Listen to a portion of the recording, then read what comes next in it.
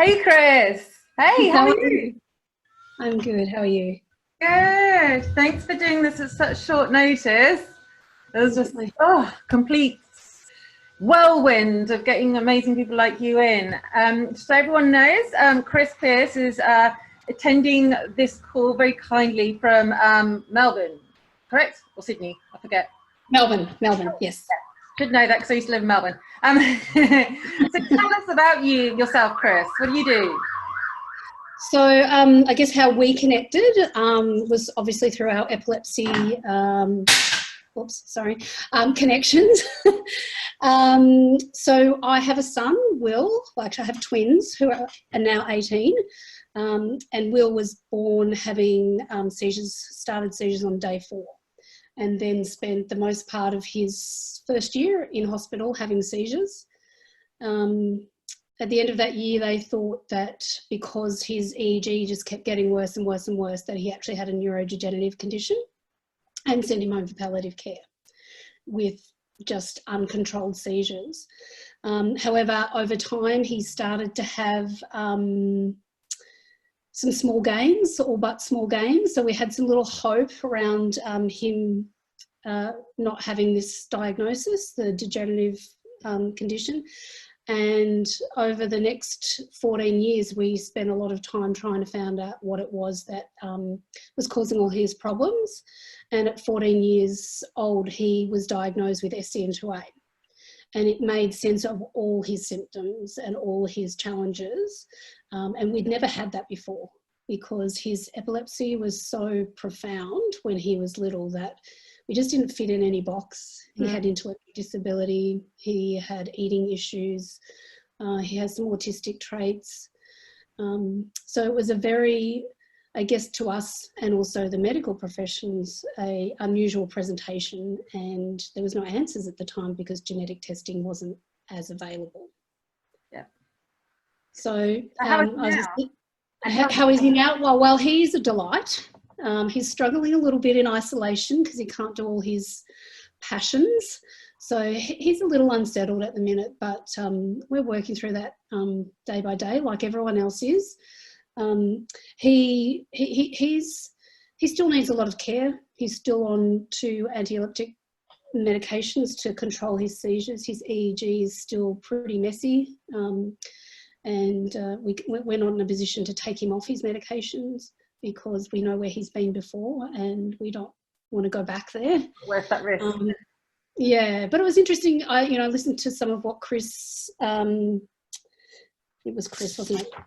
Charles, sorry, was saying about, getting that genetic diagnosis and linking in with others. And as I said, it was 14 years. Getting that diagnosis was a bit of a rocky road. It has helped us link into people, but also link into other families with genetic epilepsy. So it's been a blessing to have that diagnosis, and it hasn't changed the management of him at this stage because we managed to get to the right medications without having the diagnosis. But for children with SCN2A, it is important to have a diagnosis, and the type of presentation actually dictates what kind of anti-epileptic medication you go on. Okay. So, yeah, genetic testing and understanding your variant and how it presents is really important because, for example, Will has his sodium channel is excited, so he needs sodium channel blockers, whereas there's other children with SCN2A who have a loss of function, so at the sodium channel, and if you give them sodium channel blockers, it causes issues for them. So super important for genetic testing. And is this epigenetics, or is this, how does how am I going to say it wrong, SCN2A come about? Is it genes from both parents or what?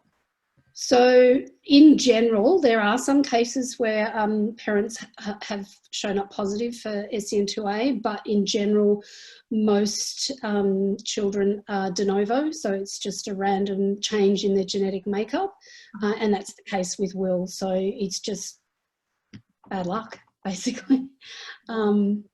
So yeah, it's just an abnormal presentation. And however, apart from all of this, he's so sweet. He is so lovely. Well, I've never obviously met him face to face, and I'm sure there are challenges. But for anyone interested, you should see this video of him doing a speech, doesn't he? Or like, how does he do it? Like via a computer or something? Right? Yeah, so at 18, he's still functionally non-verbal, but certainly can communicate. He uses either text to type. I was telling some of my SCN2A friends that yesterday he sent me a text saying, when coronavirus stop, because I want to get out and do my things.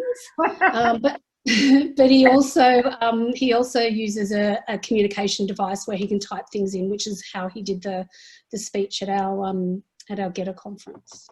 It was so cute. And I found out I've got like loads in common with him. Well, not the cows so much because he likes cows, right? But a fan of Queen. He loves Queen. You know, our mates already. I want to meet him. Well, we're coming over because he loves Highland cows specifically. So at some point when things settle down, we'll be heading across because he really wants to go to Scotland and see all the Highland cows up there. Oh, fabulous. Well, I'll come because a load of my family is Scottish. So I'll go up with you guys if you want. That'd be awesome.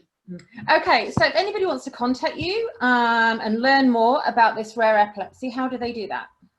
So, well, just to quickly touch on, so we do work with SCN2A Australia and we do some podcasts and webinars through that. So you can get to that through our webpage, scn2aaustralia.org.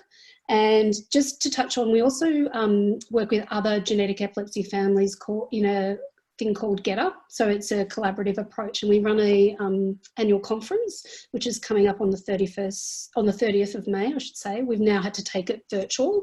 So we would love people around the globe to sign in and join our conference. So I'll send all the details to you so you can pop it in when we post this. Yeah. But to contact me directly through Twitter, it's Crisp Melb, because I'm Chris and I'm in Melbourne, and Chris Pierce on LinkedIn as well.